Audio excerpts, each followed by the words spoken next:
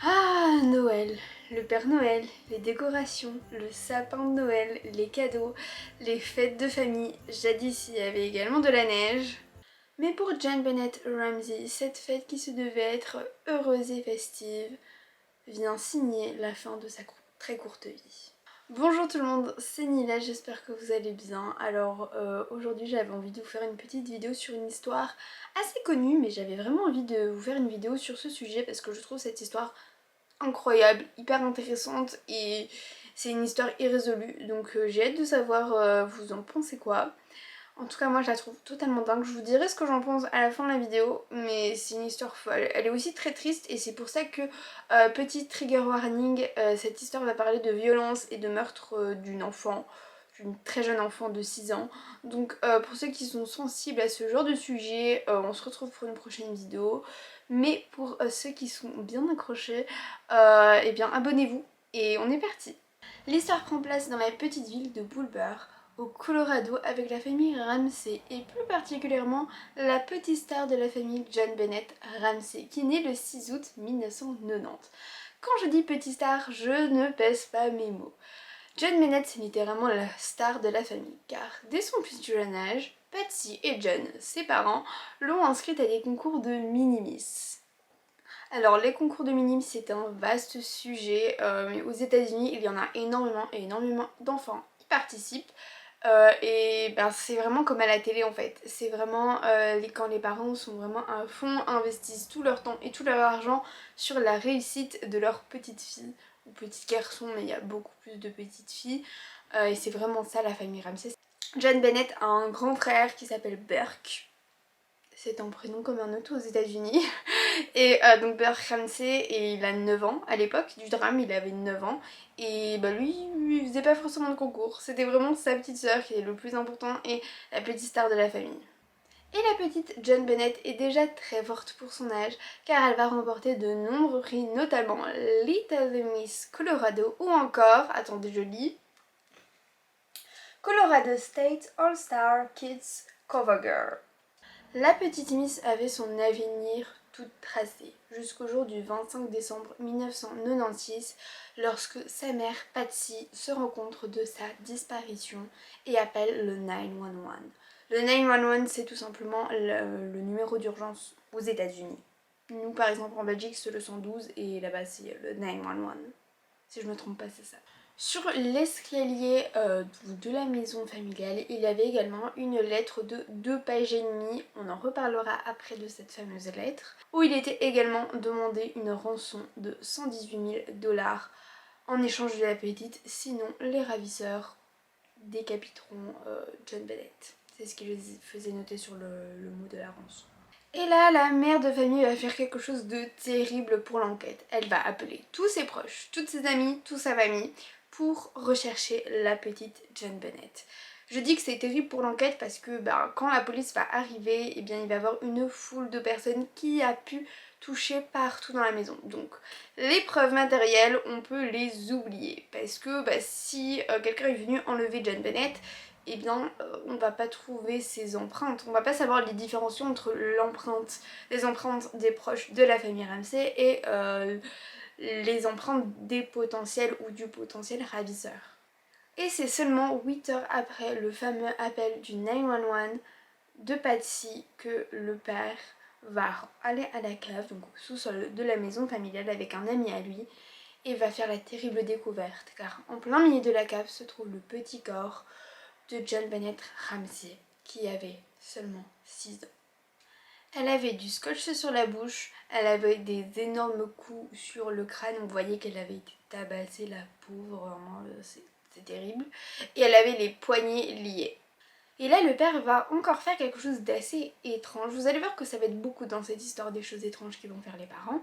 Eh bien le père va prendre un énorme drap blanc, va envelopper sa fille, va la prendre et va la déplacer sur le canapé du salon de la maison. C'est très très très étrange de faire ça parce que c'est bien connu que quand il y a une scène de crime ou quoi que ce soit, on ne bouge pas les preuves. Et là, la scène de crime, elle est complètement détruite parce que le père a déplacé le corps de sa fille. La dernière chose que les parents vont faire de très étrange, c'est qu'une fois le corps retrouvé, donc il y a tout le monde qui est choqué, les proches, les policiers, ils sont choqués parce que les policiers se rendent très bien compte très vite que quelque chose ne va pas, car il y a une demande de rançon alors que la petite est retrouvée décédée dans la cave de la maison de la famille. C'est très étrange tout ça. Et les parents de John Bennett vont dire aux policiers, ben maintenant c'est bon, maintenant qu'on a retrouvé les corps, laissez-nous faire notre deuil, on n'a pas besoin, enfin, ils leur ont dit en gros de partir. Ce qui est quand même très bizarre, parce que, enfin, je regarde énormément de vidéos, de documentaires, etc. sur ce genre d'histoire, et bah les parents ils veulent à tout prix savoir ce qui s'est passé. C'est normal, et même quand on n'est pas parent, on s'en rend compte, c'est logique.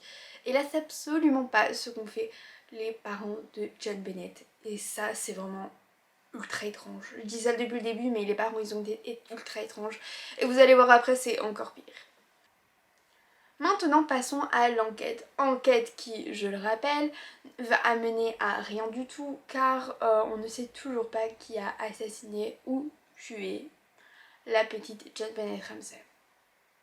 Premièrement, la fameuse lettre de rançon fait 2 pages et demie. Alors je sais pas si vous vous rendez compte, moi j'en suis pas tout de suite rendu compte, mais 2 pages et demie c'est énorme. Surtout que la lettre de rançon a été écrite avec du papier venant de la maison des Ramsey et un stylo venant également de la maison des Ramsey. Ce qui veut dire que si un ravisseur était venu, il aurait écrit toute sa lettre, donc 2 pages et demie, avec un stylo et du papier de la maison de la famille Ramsey, comme ça. Alors que en plus ils ont appris, les enquêteurs bien plus tard, qu'il y avait un brouillon qui était dans la poubelle de la famille, donc de la salle à manger, de la cuisine, je sais pas trop, mais voilà. Il y avait donc un brouillon. Donc c'est à dire que le ravisseur est entré, on ne sait pas comment parce que il n'y avait absolument pas de traces d'effraction et la famille Ramsey avait une alarme, donc même si le ravisseur avait les clés, il y a une alarme qui sonne. Et ça s'est passé en plein milieu de la nuit. Donc, normalement, tout le monde se serait réveillé. Bref. Maintenant, parlons de l'écriture de la lettre de rançon. Je sais très bien que maintenant, il y a des personnes qui sont spécialisées, c'est leur métier. Je ne sais plus le nom. Je le savais il y a 5 minutes, mais je ne sais plus. Je vous l'écris juste là, le nom de la personne. C'est le métier. Et bien, l'écriture de la lettre de rançon pour John Bennett, elle était très étrange. Ça a commencé d'une certaine écriture, et puis ça a changé d'écriture. Comme si la personne s'était dit « Ah mince, je dois changer d'écriture ». Vous voyez un peu ce que je veux dire? C'est très bizarre. Alors forcément, étant donné que le stylo et le papier venaient de la maison des Ramsey, eh bien, toute la famille a été testée. Donc l'écriture de la famille, forcément. Le grand frère et le père sont sortis totalement d'affaire car ils n'avaient pas du tout la même écriture, ils avaient plutôt une écriture qui s'apparentait à une écriture de médecin. Mais par contre la mère, quand elle a passé son test d'écriture, c'était très étrange car on voyait qu'elle faisait semblant d'écrire d'une autre manière. Donc là, pour ça on comprend clairement que c'est sans doute elle qui a écrit la lettre de rançon, sinon elle n'a aucune raison de changer son écriture pendant le test. L'enquête a démontré également que les 118 000 dollars demandés dans la rançon, déjà c'est très étrange parce que c'est pas un chiffre rond, 118 000, des fois c'est 100 000, 50 000, mais là 118 000 dollars c'est extrêmement précis et ça correspond tout simplement à une prime qu'a eu le père Ramsey, donc John Ramsey, au travail pendant l'année, il l'a eu et donc c'est quand même tellement précis que ça veut dire que quelqu'un le savait. Quelqu'un qui a écrit cette rançon savait que ce père avait reçu cette prime. Sinon c'est impossible. Quelque chose d'encore mystérieux à ce jour, c'est que la lettre a été signée SBTC. On ne sait absolument pas ce que ça signifie encore maintenant. Ensuite, sur le corps de John Bennett. Alors là, attention parce que c'est très compliqué à écouter. Donc comme je vous ai dit, elle avait donc du scotch sur la bouche. Elle avait des traces de coups sur le crâne. Elle avait également des lésions vaginales faites par un objet. Voilà, je peux pas dire le mot, mais vous avez très bien compris. Et elle avait également 3 ADN différents sous l'ongle. 2 ADN de garçon et un ADN de fille. Voilà, donc je vous rappelle que John Bennett est entouré de sa mère, et de son père et de son frère. John Bennett avait également des traces de strangulation autour du cou. C'est terrible, elle a dû tellement terriblement souffrir. Avec l'autopsie, on a pu déterminer que John Bennett n'est pas décédé de strangulation, mais des coups sur son crâne. Les lésions étaient beaucoup trop importantes et elle en est décédée malheureusement. Mais la personne a vraiment voulu s'acharner sur elle en l'étouffant.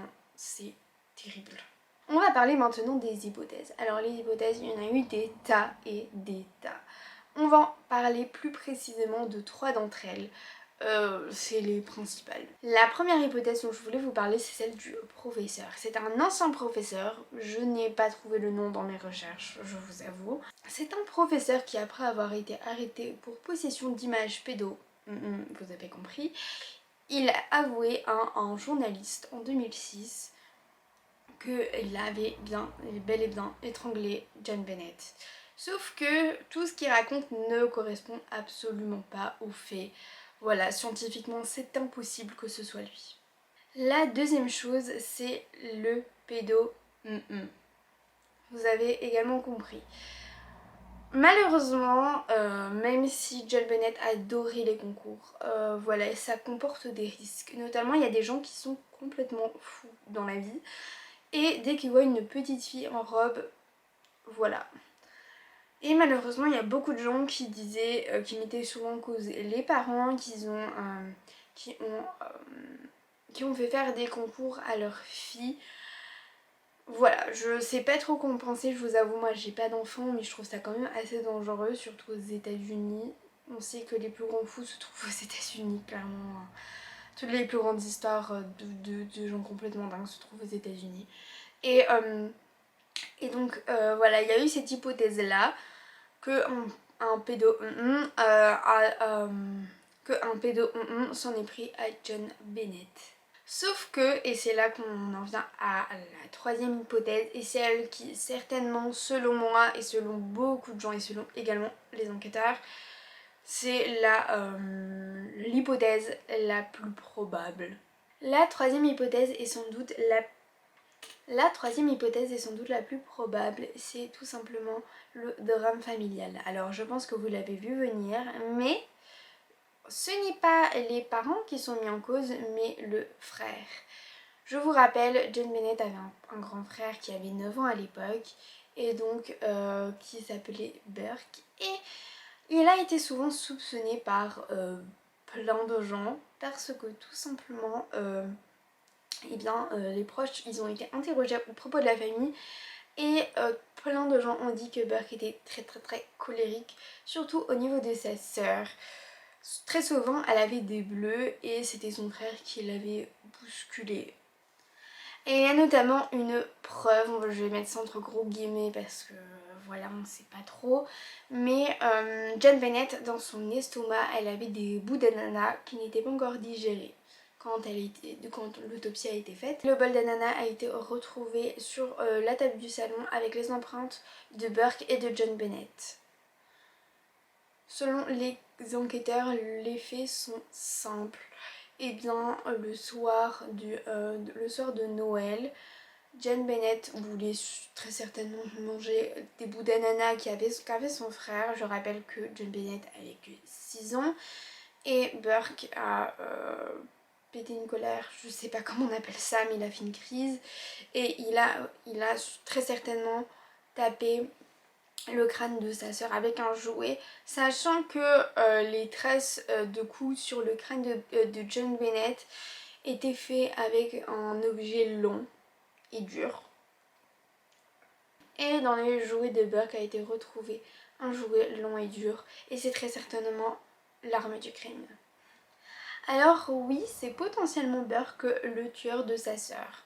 Alors évidemment, je mets ça entre gros guillemets, on ne sait pas, ça n'a jamais été prouvé et je pense qu'on ne le saura jamais.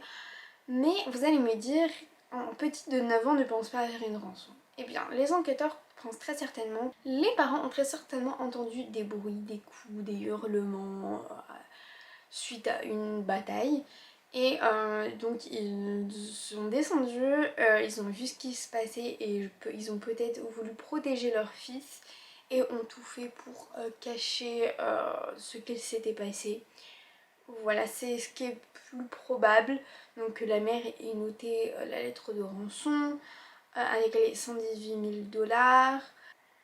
Et ce qui est très bizarre, c'est que lorsque la mère a appelé le 911, et bien vous savez que les appels sont enregistrés, ces types d'appels évidemment.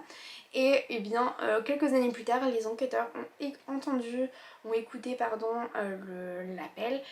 Et en fait à la toute fin, vraiment les 6 dernières secondes, et bien lorsque Patsy, donc la mère de John Bennett, et bien elle pensait à raccrocher, on entendait à la fin: voilà, maintenant j'ai appelé, maintenant je fais quoi? Voilà, cette histoire elle est extrêmement triste, même si je suis très contente d'avoir fait cette vidéo parce que c'est une histoire que je connais depuis des années et je voulais trop en faire une vidéo parce que vous savez que j'adore faire ce genre de vidéo. Et donc voilà, je sais pas trop comment terminer cette vidéo, je vous avoue. J'ai pas envie de faire oh oh coucou, au revoir, ciao, bisous. Enfin vous voyez, mais je suis comme ça, je peux pas changer. Et n'hésitez pas à me dire ce que vous en pensez de cette histoire. Moi je la trouve totalement dingue. Et je trouve, moi je pense que l'hypothèse des enquêteurs est la plus probable parce que rien que le fait qu'il n'ait pas eu de traces d'effraction prouve que ça s'est passé à l'intérieur de la famille. Donc voilà, je sais pas, on le saura je pense jamais, mais voilà, n'hésitez pas à me dire ce que vous en pensez. Moi je suis très contente d'avoir fait cette vidéo. N'hésitez pas à vous abonner, à commenter, à liker. Et moi je vous fais plein de bisous. Et je vous retrouve pour de prochaines vidéos. Ah oui, et abonnez-vous à tous mes réseaux. Je pense à autre chose. Allez, bisous.